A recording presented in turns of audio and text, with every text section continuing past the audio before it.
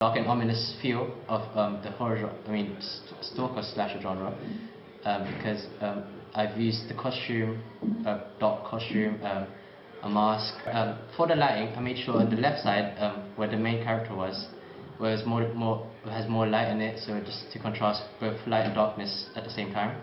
So on the right side, I had the antagonist, for my poster, I conformed to the idea of that the title should be at the bottom, and made sure that the names of the artists are on the top, so I could sell the names. So like famous names, like they're not really that famous, but we have a model on top of that, and what else? The tagline was on the bottom, where something sinister in a reflection. This line is supposed to be part of the theme of mirrors, and the shattered mirrors, like a broken mind, a broken personality, like schizophrenia and stuff. On the bottom, I made sure to conform to conventions of like the names of the film companies that are supporting or producing the movie. As part of that, we put Paramount Movies, is it Paramount? Yeah, Paramount, Dimension Films, and other 3D like 3D effects. And 2, how effective is the combination of your main product and ancillary tech?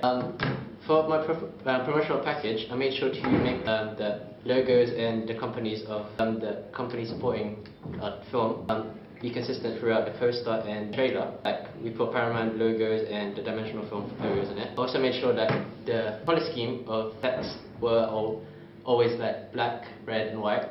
Like for the typography, we made it sure it was red and black.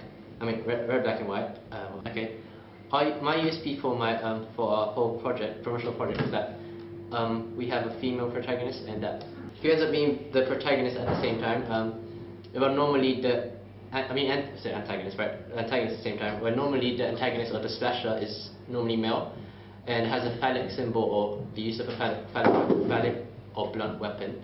For our target audience, since we're targeting 16 to 18-year-olds, we're going to use both traditional ways of distributing our package and modern ways like YouTube, IMDb, Twitter, Facebook, and Twitter, to distribute our trailer and poster to our audience, because since our audience are normally on such social websites such as Facebook and Twitter, traditional ways such as billboards, TV, and newspapers. Ready? In what ways does your media product use, develop, or challenge forms and conventions of real media products? I think that my magazine cover conforms to real media products so that it would assure it would reach out to my target market and look professional against other media products. From looking at magazines that I've analysed, such as Empire and Total Film, it's allowed me to develop real media forms and conventions. In the Empire magazine, it was more simplistic, focusing more on the image than the text, whereas in Total Film, the focus was more on the text. Therefore, I decided to adopt similar forms and conventions of Empire, such as the large bold masthead, headline of the film, and other multiple text conventions, such as highlight of the texts. I thought to portray similar context in my magazine, as it would be most suitable for my target audience of 16 to 18, and that it would most probably seem more attractive to them. Moreover, the photo presented was influenced by the fact that having a straight-faced image of the character would seem to be most effective, following the rules of thirds within the magazine, as it's shown as well in Empire. However, unlike Empire, I chose to put the magazine title on top of the main image, as my magazine isn't fully established as Empire. For my poster, I looked at other posters relating to my genre, slasher stalker, such as Scream and Disturbia. From analysing real media products, I constantly considered conventions such as chiaroscuro lighting, dark setting background and clothing, which signifies mystery and the unknown, and also the colour red to signify blood, slasher and thrill. These conventions are used within my final poster, as it makes my poster seem more professional, and as the audience are familiar with these forms and conventions of existing slasher stalker films, such as the ones that I already mentioned.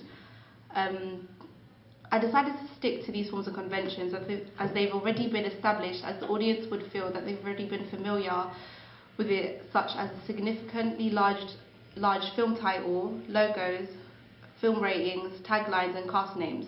My poster seems to introduce both the antagonist and the protagonist, which could be seen as being unconventional, as the stalker is usually kept hidden within this particular genre. However, the stalker in our film is concealing their identity with a cloak. Also, looking at posters such as Scream, Halloween and Child's Play, it reveals a weapon such as a saw or a knife. However, my poster challenges this convention as it reveals none.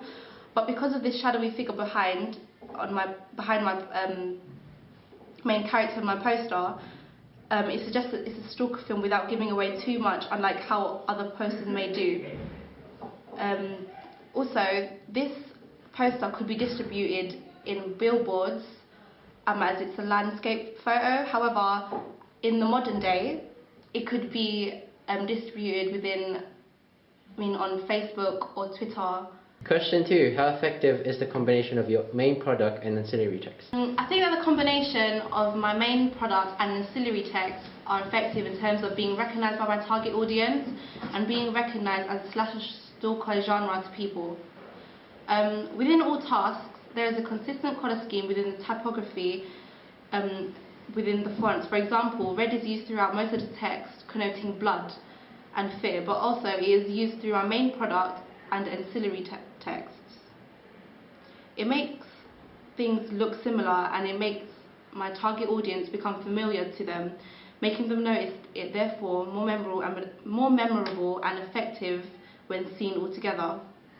Moreover, the poster and trailer are the ones that give out most storyline when you see it. My poster portrays a shadowy figure, which is the antagonist, and the protagonist being stalked. However, when watching the trailer, it suggests that she may be her own stalker.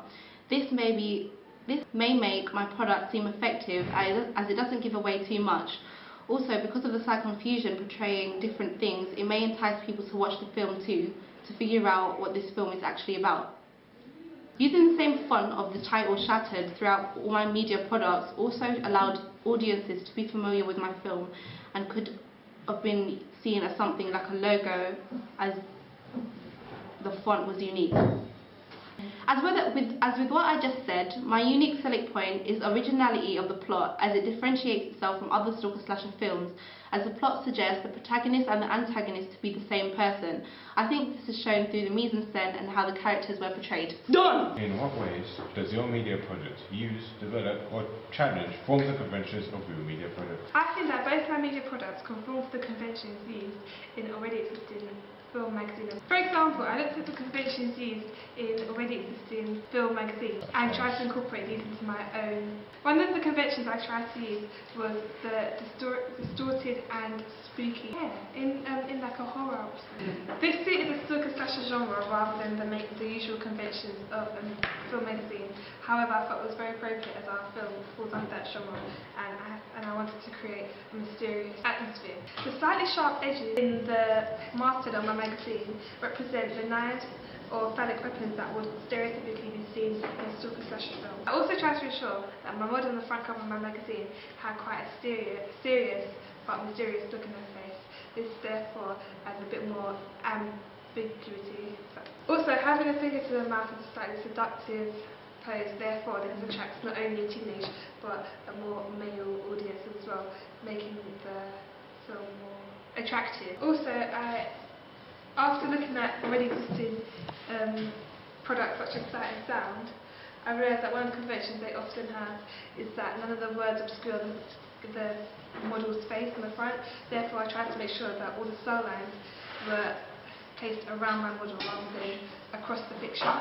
I also had images of other items that were available inside the magazine, such as other posters.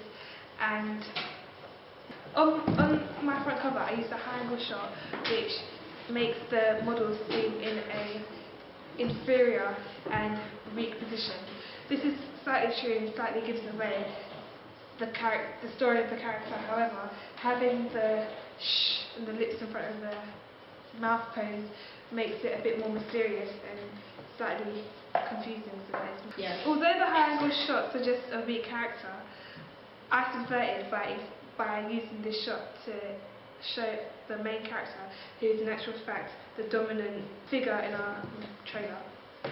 I was going for the other one, antagonist. I also think that my poster conforms to already existing media products because it shows the whole ideology of the final girl.